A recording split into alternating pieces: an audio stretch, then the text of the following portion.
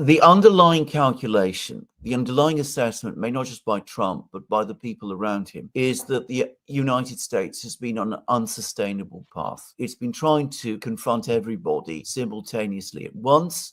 That was very much the policy that we associate with the neocons. It's exhausting and depleting American resources. So the United States has to retrench in at least some places. So this is not about ending the US's position as a great power. It is about preserving that position. That is what the Trump administration is all about, making America great again abroad by basically restoring US power and putting it in a more sustainable position. The problem is that not only is that an extremely difficult thing to do, it seems that the US is finding it very difficult to kick habits that go back to the period of the neocon unipolar period. So yes, they're trying to repair relations with Russia. They're trying to bounce, I think, the Russians into restoring relations as quickly as possible. But they're getting drawn back into the Middle East. Now, why would they do that? The Middle East is the area of the forever wars. This is where Iraq happened. It's where Libya happened. It's where Syria happened. Why would the United States want to get drawn back into the Middle East of all places? You would have thought that it would be as important for the Americans to stay out of the Middle East as possible. And why would they want a conflict with Iran at this particular time? It really doesn't serve American interests to drift into another conflict there. Trump has been giving so much time to Ukraine that he's allowing other people to run things with Iran, with the Houthis and things like that. And that this is one of the perils of focusing too narrowly on one issue. It's interesting. It's hard to know what goes on inside of the DC blob, so to speak, in terms of the calculations that are made behind the scenes.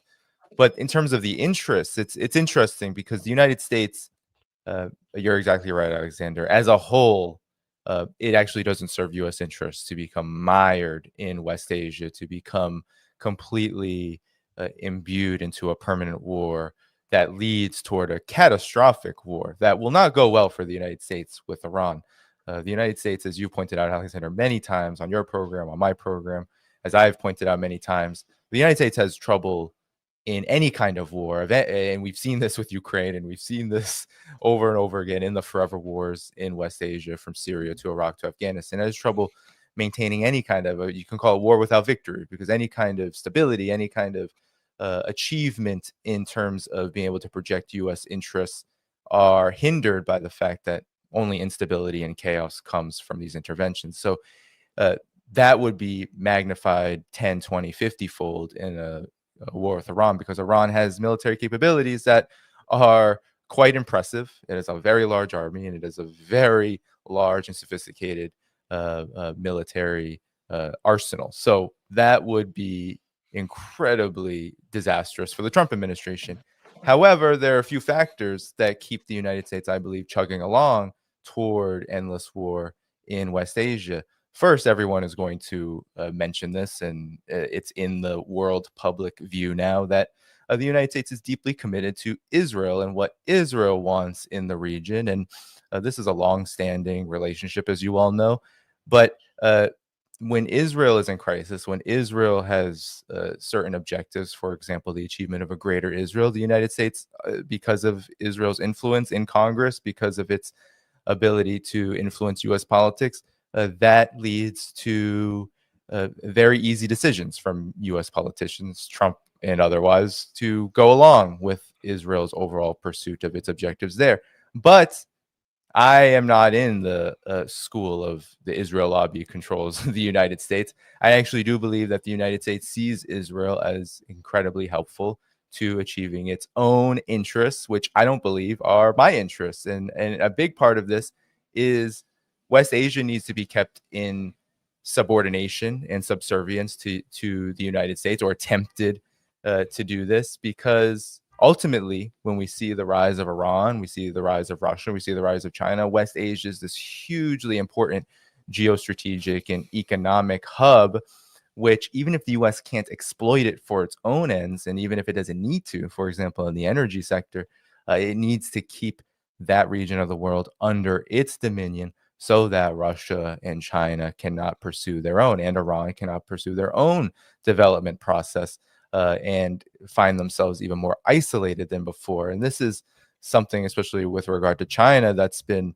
looked at a bit more now with regard to the Belt and Road Initiative, for example. If the Belt and Road Initiative along the the road that it is building from east to west, if that is going to be laid and advanced to a large degree, well, everything is going to have to go through its province of Xinjiang all the way to its autonomous region of Xinjiang, all the way into Europe.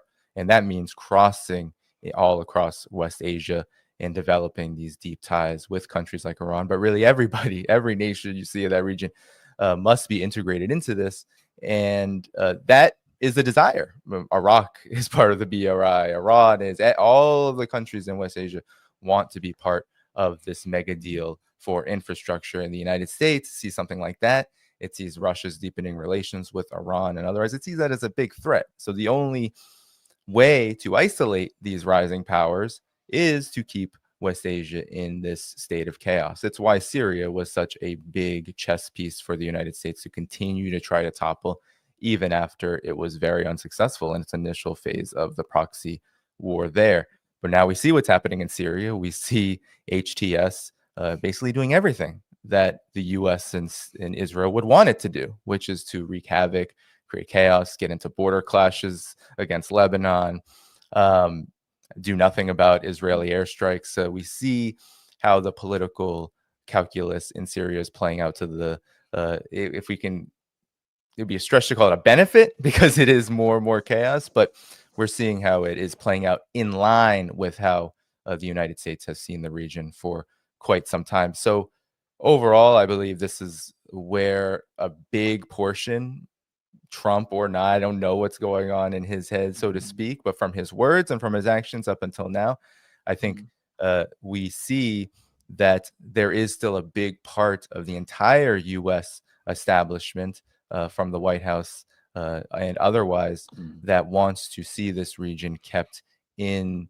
flames so that it cannot advance and cannot integrate and cannot connect to the rising powers right next door to it in China and Russia. At least that's my assessment, given that the United States simply, even when it looks like, I was like, Donald Trump's administration going deep into West Asia just after this so-called ceasefire was brokered, after Biden was basically sunk by this of 15 months of just utter disaster, to dive right in again in the beginning of his administration would seem to be suicide in some ways. But for right now, it seems like that's what's going on. Whether that continues, if it does, it's going to be big trouble for Trump and for his administration, and of course for the people of that region. Do you think the United States understands and knows very much about Iran? The United States, over many, many decades, has developed a completely false understanding of Russia. That was one of the things that led to the Ukraine crisis. There was the assumption that, Russia was the gas station masquerading as a country, that it was run by a criminal kleptocracy, that all you needed to do was kick on the door and it would all come tumbling down. Now, I don't pretend I know Iran anywhere near as well. Could it be that the Americans have as distorted an idea of Iran as they did of Russia, and that they don't quite know what they're taking on when they come after Iran? I think that's 100% true, because even today, even in audiences that follow work like ours, Alexander, there is this impression, and I think this extends all the way to the top of the U.S. Political and foreign policy elite.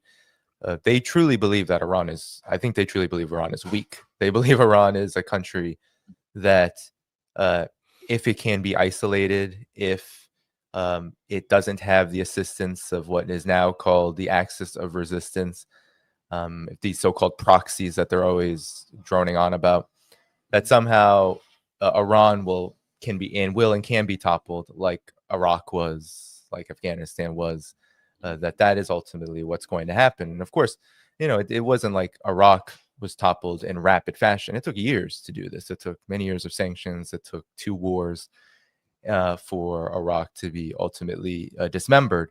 And I think that's what the foreign policy elite that still does exist in Washington. I hope that people understand this, that's not something you just do away with in a couple of weeks.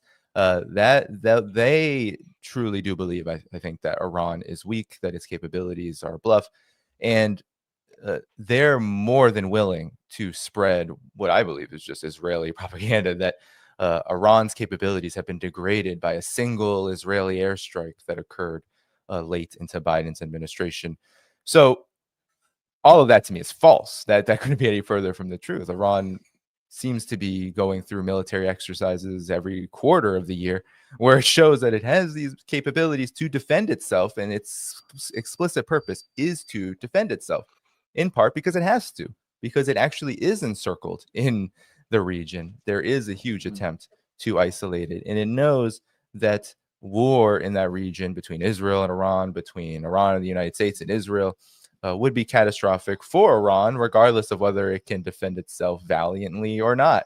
So that's why when I hear a lot of people tell me, Danny, well, why hasn't Operation True Promise 3 happened? Why hasn't there been a more massive response from Iran? I think people have to understand that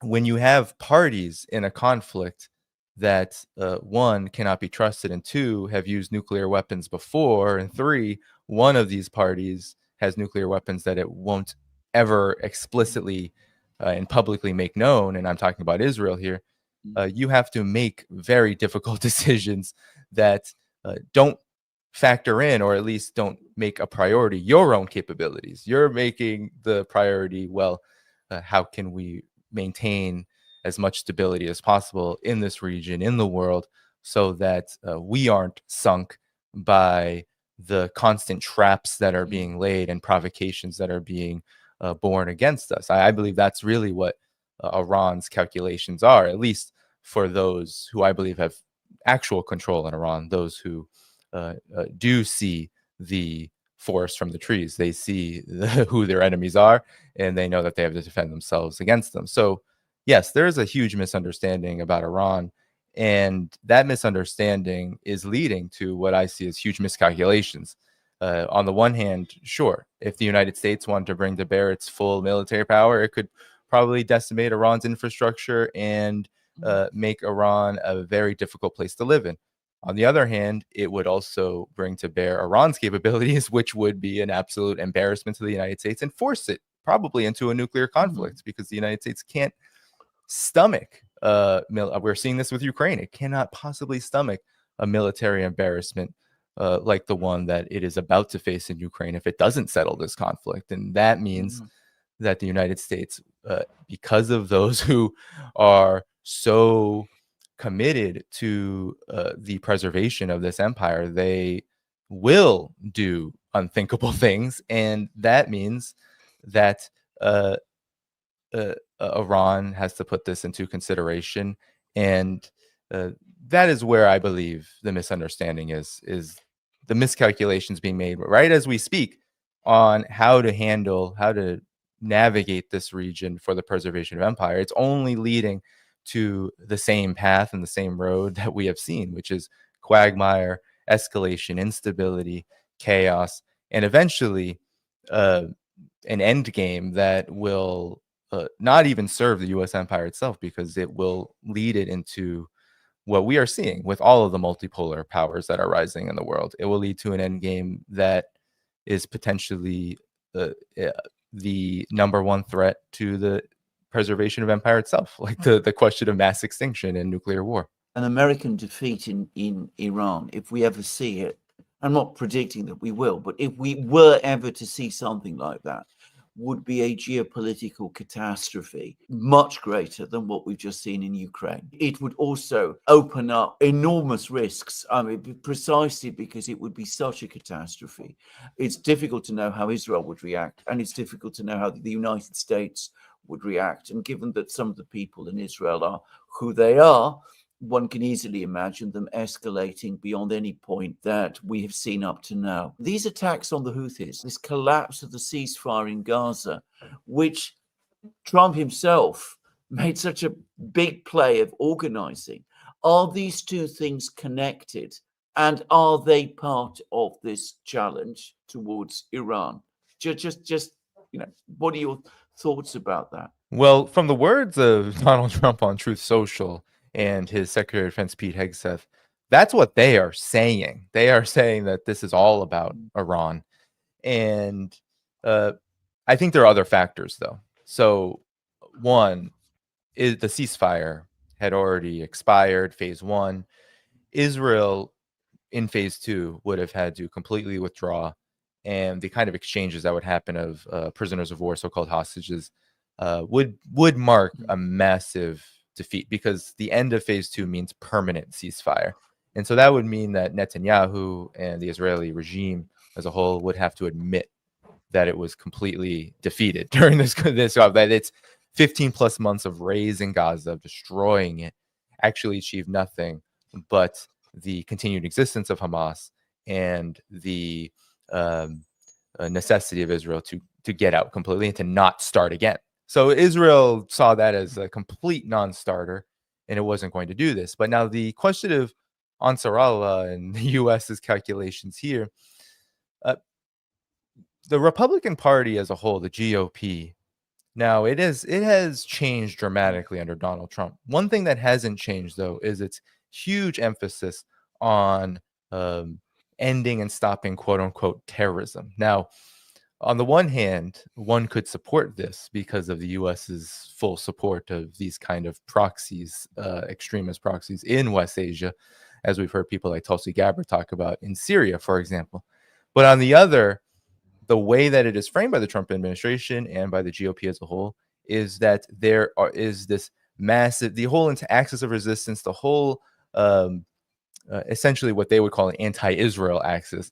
They are all terrorists, and Iran is the big sponsor of it all. So Hamas, Ansar Allah, etc. And this is, to me, a fundamental mistake that Donald Trump makes and the Trump administration makes, that I think falls into old habits of the GOP, which view them as simply armed bandits that need to be brought to heel, as Hillary Clinton said about Americans, Black Americans in the United States. So that is a huge mistake, because one, by engaging with Ansar Allah, and I believe this early engagement is because Trump knew from the very beginning that it was not going to stop Israel from going back to war. First of all, the political chaos in Israel that would ensue after the cessation of all hostilities would also be a blunder on the United States, because the United States would now have to find a way to save face from Israel's total retreat, and would have to deal with whatever political fallout comes. And I believe that the Trump administration has made the calculation that despite all of what we've heard about Trump not liking Netanyahu, of the conflict that we see Benjamin Netanyahu have with certain forces inside of the United States government, I believe the calculation is it's easier to deal with the person you don't like, if we can call him an enemy. I don't know if I'll go that far, but you can deal with him far better and easier than you can with whatever is to come from there. And so Israel, it's likely, wanted the United States to begin this process of helping it weaken those forces that would be completely in opposition to a renewed campaign in Gaza. And so it is very coincidental. I don't know if I can link them 100% to each other, but the timing is pretty stunning that Israel begins this massive aerial campaign that has already killed 400 plus Palestinians, and more will be killed over the next few days to however long this is going to last. And I'll comment on that in a second. But it is stunning that right before this, the United States decided to essentially escalate what Biden has already been doing. And of course, Trump did to an extent with drone strikes and other kind of covert ops in Yemen. And then Obama, of course, was the big sponsor and backer of Saudi's war. So it's stunning that this is happening now in conjunction with each other, and that everyone in the Trump administration is saying it's about Iran. There are even rumors, and I don't think they're confirmed or true, that the aircraft carriers the United States is sending to that region are actually sailing toward Iran. I don't think that is necessarily true, because I think we would hear Iranian media and other media outlets that are perhaps a bit more established sound that alarm. But it's quite clear that the target is Iran, and that I think the long-term play, because I don't think these short-term moves are, and this is why I wanted to comment briefly on Gaza, I don't think these short-term moves are actually Trump's attempt to support a reigniting of what we saw under the Biden administration. I think they're a response to a number of conditions. One, this overall plan to isolate and encircle Iran. Two, Israel's own crisis that it was facing during this ceasefire debacle. And three, I think that the big overall play here is with Gaza to find a way to satisfy Israel's overall aims and ensure that the United States maintains this anti-terror posture, which can serve as kind of a smokescreen for the other two objectives. So by labeling Hamas, and I'm sure Hezbollah will come back in if Hezbollah ever comes back into play into this conflict, but Hamas, Hezbollah, Ansarallah, to name all of those actors as terrorists helps both the United States and Israel work with each other toward this overall goal of Iran. So in effect, there is a connection, but I don't believe, and we'll see from here, because I don't think we can trust, especially Israel in this regard, but I do believe this is likely to be another kind of mowing the lawn situation in Gaza, where it doesn't take part in the full-scale Biden era onslaught, but as Israel Katz said, he said, we are going to engage in escalating military operations in Gaza because of what Hamas did. Didn't fairly negotiate the ceasefire. And I take that as meaning, okay, we're going to conduct strikes now that are of this size. Then in a bit, we'll maybe there'll be smaller ones, bigger ones, but it won't be to the effect of a full-on campaign because of, well, Donald Trump has political considerations to take into account. Whether that's true or not, I'm not going to say I'm 100% right on that, because we can't be sure or certain at this moment. I could be very, very wrong on this in just a matter of days. But I think that initially is my sense, given what I'm hearing out of Israel, hearing from Trump, and also the situation is so volatile, it would be a disaster for the United States, especially for Trump, to repeat the same exact process as Biden, given what he said, given what he did in the early phases of administration, and given that he has a long way to go. He has a very long way to go. And a full-on war in West Asia would be crippling, not just to his legitimacy, but it could be crippling for the entire world economy and, of course, to the U.S.'s overall prestige in the world.